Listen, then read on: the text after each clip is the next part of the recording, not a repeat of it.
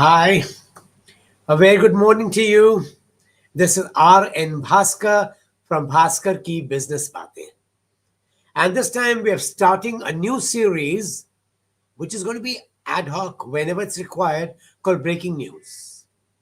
Whenever there's a major development, we'll have a very short announcement of what the news is. And this time it's about the recently concluded visit by Vladimir Putin to India.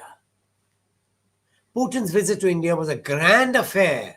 The Prime Minister went personally to receive him, and the papers are full of his interaction with Putin and how Putin was warm enough in his company. All the chemistry seemed right, and there were hectic discussions. And according to media reports, as one of the media reports points out, they had discussions on trade, on minerals, on labor, and a variety of things. Now, if you look at what the trade situation is, the next chart will tell you everything about trade. Look at the trade. India imports almost a very large percentage of its technology from Russia. Look at trade. Trade is where Russia and India need to work together. And one of the biggest items in trade is defense imports. But that is not all. Russia was responsible for setting up IDPL, the pharmaceutical public sector giant. Why is it important? Because when India got its independence, the West refused to give India any technology for making medicines. Instead, it was Russia that said, we will provide you the technology, we'll provide you the know-how, and all the technology that IDPL got was from Russia initially. And as Dr. Anji Reddy, who's now passed away, but Dr. Anji Reddy, who set up Dr. Reddy's laboratories, pointed out, had it not been for Russia, IDPL would not have been set up. And without IDPL, most of the new pharmaceutical companies would not have been set up, because some of the genius that was in IDPL went out, started their own enterprises. So if today India is a giant in pharmaceuticals, it's because of Russia. And that's not all. Russia also invested money in one of the largest educational institutions in India, IIT Bombay. And then you realize how critically important Russia was in the past and how critically important Russia is currently. Suddenly, Russia has become very important. Why? Because Russia is the one, along with China and India, that are reshaping BRICS into one of the most formidable trade associations in the world. There's another reason.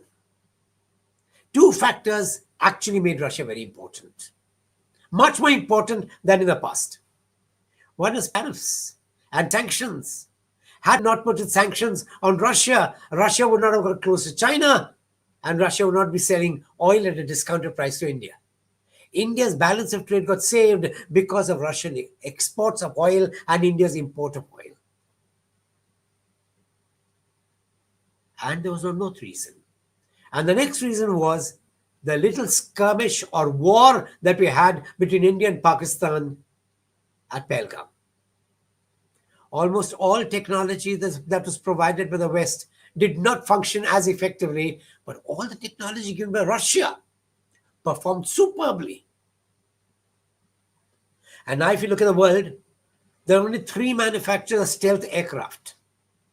One is Russia, the second is China, and the third is the US. There's no fourth manufacturer of stealth aircraft. And India is a choice. Obviously, India will now go to Russia. Why? One, because Russian costs are lower.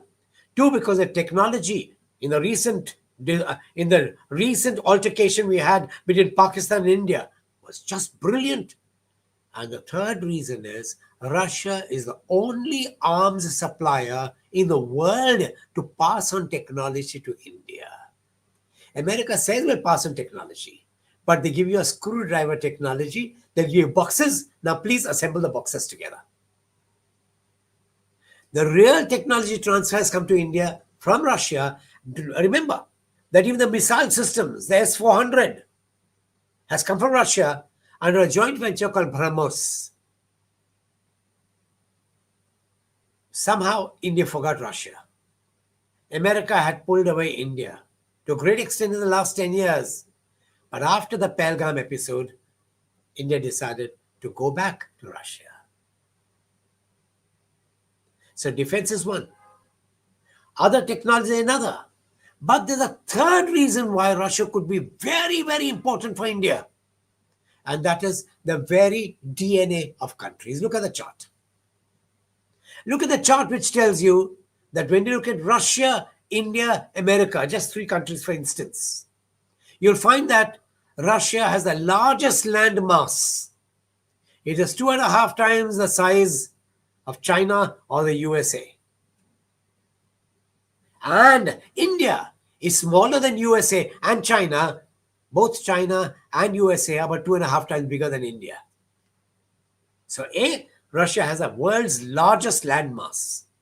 When you have so much of land, you have oil, you have gold, you have minerals, you have rare earths, name everything, you'll find that in Russia. India already has a joint venture with Russia for extracting oil through ONGC's subsidiary called OVL.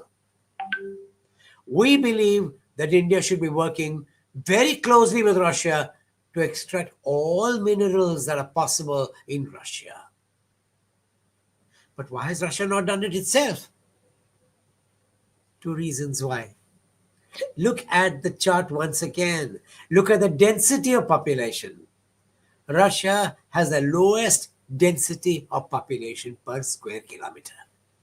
So Russia does not have the people in large numbers. And B, after sanctions imposed by America on Russia several decades ago, Russia has very little foreign capital. Russia needs capital and Russia needs people. And this is where the combination of India, Russia, China, or rather Russia, India, China, RIC, becomes superbly relevant. Russia has a landmass, it has the minerals that the world needs, especially India and China. Russia does not have the capital. China is the investment bank of the world today. It is the largest disposable, investable money. So what we propose is that Russia gets its money from China to invest in mining, and the labor comes from India. And you may ask me, why does Russia not go to China for labor? Because they also have a large population. Two reasons why. One, China's labor has become more expensive. Much more expensive than India's labor. And two, remember China and Russia are neighbors. You never bring in people from your closest neighbor to your country because once they settle down there, they will not go back. They will stay there. And Russia does not want to change its own demographics. So what we propose is that Russia adopt a Saudi Arabia kind of policy of creating labor camps. Workers from India come there for a period of 5 years. After 5 years, they go back and the next batch comes in. So nobody becomes a permanent settler. So labor comes from India because it's not an extra neighbor. Capital comes from China and Russia has a landmass. The three of them together could have a production sharing agreement.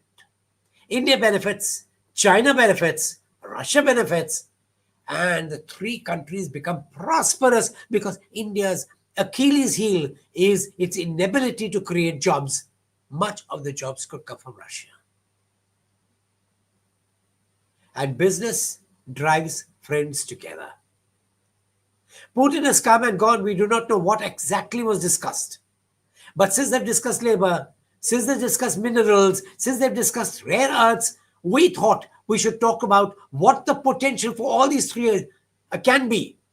If you look at capital from China, land from Russia, and labor from India, it's a combination that the world cannot match. And all the three can become prosperous. I hope they've discussed the same ideas. And if they're not, they should be. Russia is amazingly good at creating relationships. China is now learning the art of maintaining relationships and working out cooperative policies. India will also have to learn how to do this in such a way that it does not jeopardize its own security interests. At the same time, gets minerals, gets metals, gets other kinds of things from Russia. It learns from Russia what to produce to export to Russia. And one last thing. In the last 3 years, we've seen Russia selling oil to India, getting rupees, and not knowing what to do with the rupees. Now, under the BRICS arrangement, every country can pay in its own currency. It gets backed up by gold, somewhere or the other, and China creates a mechanism with other BRICS nations so that they can be replenished again, and trade can be fungible, currencies can be fungible among the BRICS countries. And if India learns to create new trading partners, including trade with countries like Malaysia and Indonesia and Turkey also, your rupees could get converted to hard currency backed by gold for trade anywhere. India wins, Russia wins, China wins, RIC becomes stronger than the rest of the world together. Thank you for watching. And yes, we'll keep on coming to you every time we have a new idea, something which can work.